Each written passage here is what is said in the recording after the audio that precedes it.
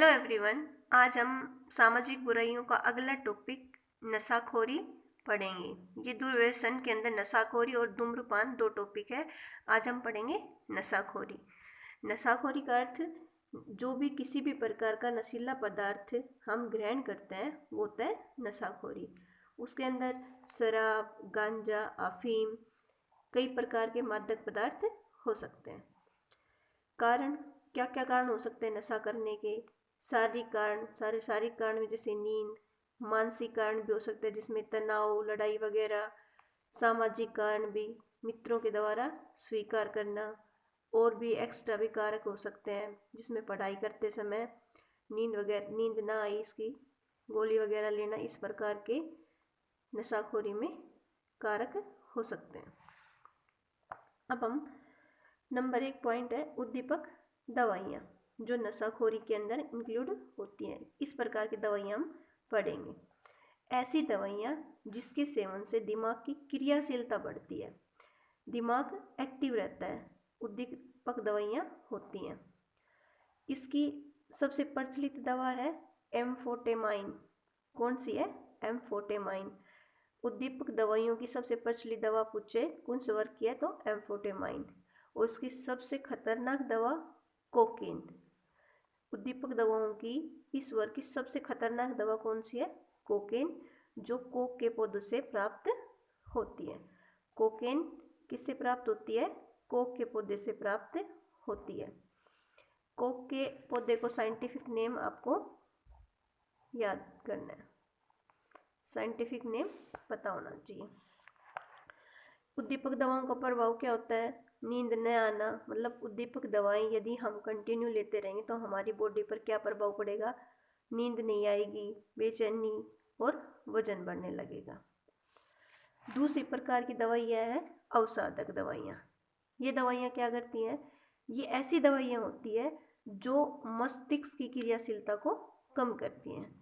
ये उद्दीपक दवाइयाँ जो दिमाग की क्रियाशीलता को बढ़ाती थी और अवसादक दिमाग की क्रियाशीलता को कम करती है, उसके अपोजिट होती है।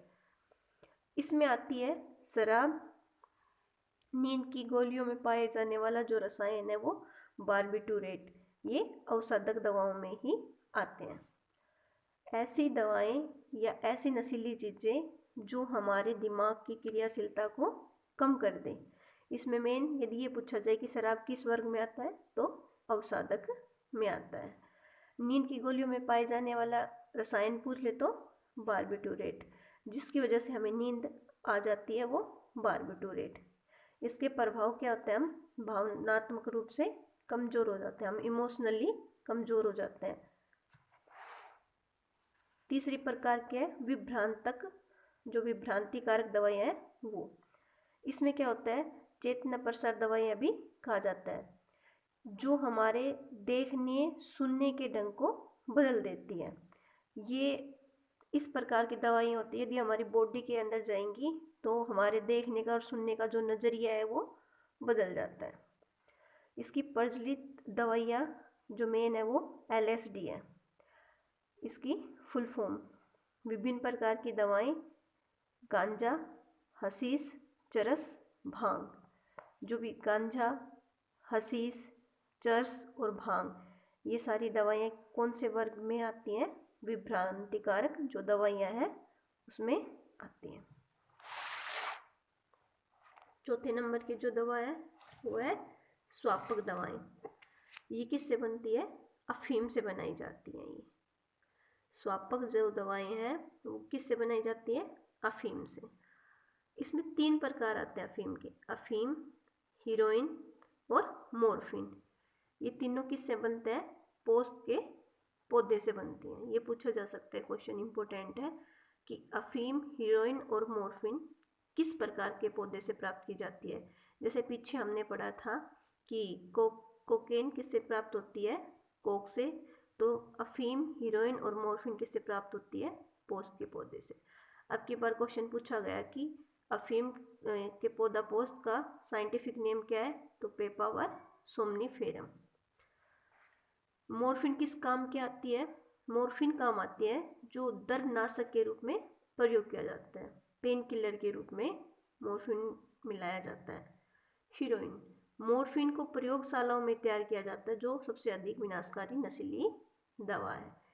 हीरोइन जो वाइट कलर का जो पाउडर बताता है वो।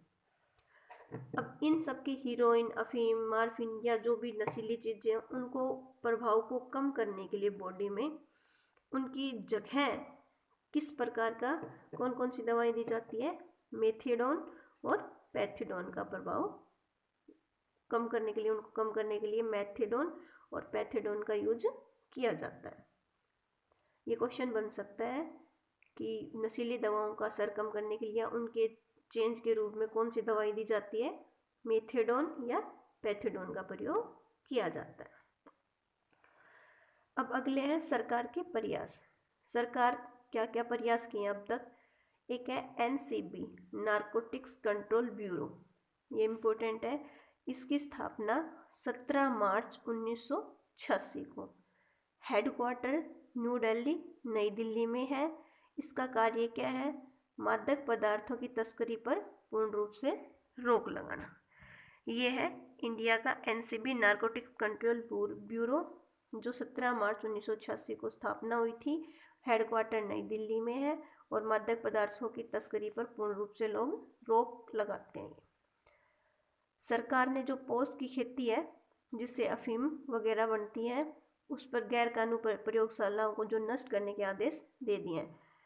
जो सिर्फ मेडिकल यूज के लिए खेती की जाती है और जो भी एक्स्ट्रा प्रयोगशाला थी उनको बंद कर दिया है। अगला है केंद्रीय नारकोटिक्स ब्यूरो, वो था NCB, नारकोटिक्स कंट्रोल ब्यूरो। ये है केंद्रीय नारकोटिक्स ब्यूरो, जो आज़ादी के तुरंत बाद 1950 में जब हमारा संविधान बना था, उसी टाइम पे केंद्रीय नारकोटिक्स ब्यूरो बन के, इसका हेडक्वार्टर ग्वालियर में।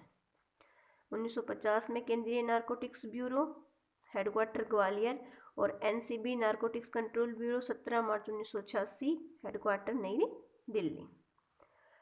अब अफीम उत्पादक राज्य, जो सबसे ज़्यादा अफीम उत्पादक राज्य है, number 1 MP, Madhya Pradesh, number 2 Rajasthan, number 3 Uttar Pradesh.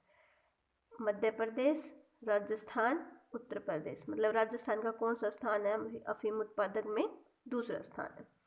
ये थे हमारे इंडिया के बारे में। अब ये आ गया इंटरनेशनल लेवल पर।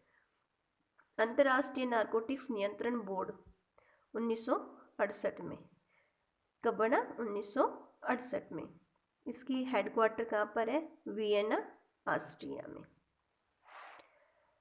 26 जून 2015 को विश्व में नशीले पदार्थों के दुरुपयोग और उनके अवैध व्यापार के विरुद्ध अंतर्राष्ट्रीय दिवस बनाया गया। 26 जून को नशीले पदार्थों का दुरुपयोग और अवैध व्यापार करने के विरुद्ध अंतर्राष्ट्रीय दिवस मनाया गया। भारत में एक्ट, भारत में act drugs and cosmetics act 1940 आया। उसके बाद NDPS एक्ट, जो नारकोटिक्स, ड्रग्स एंड साइकोट्रोप्स एक्ट था 1985 में। और जो थर्ड नंबर था the prevention of illicit traffic in narcotics, drugs and psychotropic substance act 1988 में। भारत में अब तक 3 एक्ट आए हैं। 1940 में पहला, दूसरा है 1985 में, 1985 में ज्ञानी जैल सिंह के समय जो राष्ट्रपति थे उस टाइम पे हमारे श्री ज्ञानचंद जी, ज्ञानी जैल सिंह जी, सॉरी भाई। अनुच्छेद 47 में राज्य को निर्देश दिए गए कि नशाखोरी की वस्तुओं को पूर्ण रूप से प्रतिबंधित करते हैं औषधीय प्रयोग को छोड़कर। अनुच्छेद 47 क्या कहता है कि जो राज्य की नीति निर्देशक तत्व है उसमें इन सब प्रकार की चीज़ों पर पूर्ण रूप से प्रतिबंध लगाता है। इसीलिए सिर्फ जो दवाई में यूज होती है अफीम, वहीं सरकार ने कानूनी रूप से उनको लाइसेंस दे रखा है खेती करने का। अदरवाइज जो भी प्रयोगशाला है वो बंद है। ये था ज्ञानी जैल सिंह जी 1985 में, जिन्होंने समय में ये एक्ट आया था भाई। ये था हमारा नशाखोरी का टॉपिक। धन्यवाद।